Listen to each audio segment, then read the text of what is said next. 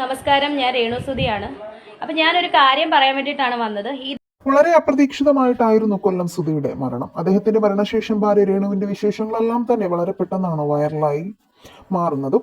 അടുത്തിടെയും രേണുവിനെതിരെ കടുത്ത cyber attack നടന്നിരുന്നു. രേണു പങ്കുവയ്ക്കുന്ന റീൽ വീഡിയോകൾക്കും ഫോട്ടോഷൂട്ടുകൾക്കും എതിരെയാണ് പ്രധാനമായും വിമർശനങ്ങൾ വരുന്നതെങ്കിലും അടുത്തിടെയും രേണുവിനെതിരെ വിമർശനം ഉയർന്നിരുന്നു. പലരും രൂക്ഷമായ ഭാഷയിലാണ് പ്രതികരിക്കുന്നത്.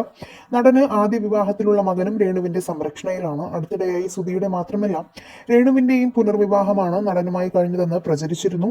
ഒരു പാസ്റ്ററെ രേണു വിവാഹം കഴിച്ചുവെന്ന് വെളിപ്പെടുത്തിയിട്ടുള്ള വോയിസ് ക്ലിപ്പുകളും പ്രചരിച്ചിരുന്നു. എന്നാൽ രേണു ഇതെല്ലാം നിഷേധിക്കുകയാണ് ചെയ്തത്. തന്റെ പാസ്റ്റ് ലൈഫിൽ നടന്നതെല്ലാം സുധിച്ചേട്ടനോട് പറഞ്ഞിട്ട് തന്നെയാണ് വിവാഹം കഴിച്ചതെന്നും അതിൽ കൂടുതലൊന്നും തനിക്ക് പറയാനില്ലെന്നുമാണ് രേണു പറഞ്ഞത്.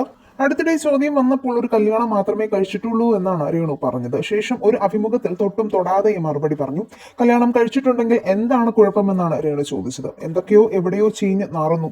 അതുപോലെ സുധിയുടെ ആദ്യ ഭാര്യയിലുള്ള മകൻ കിച്ചുവിനെയും രേണുവിനെയും ചേർത്ത് മോശം കമന്റുകളും ആളുകൾ ഇടുന്നതും വീഡിയോ ചെയ്യുന്നതും താൻ കണ്ടിട്ടുണ്ടെന്നും രേണു അടുത്തിടെ ഒരു ഇന്റർവ്യൂവിൽ പറയുകയും ചെയ്തു. അങ്ങനെ ഒരു സംഭവമേ നടന്നിട്ടില്ല. ഒരാൾ പോലും രേണുവിനും സുധിയുടെ മകനും ഒരുമിച്ച് യാത്ര ചെയ്യുന്നതിനെ വിമർശിച്ച് വീഡിയോ ചെയ്തിട്ടുമില്ല.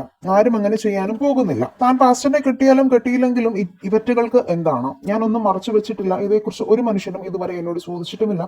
ഏതാണ്ട് എന്തോ വലിയ സംഭവം കണ്ടുപിടിച്ചതുപോലെയാണ് ഇപ്പോഴത്തെ ആരോപണമെന്നും രേണു പറയുന്നു.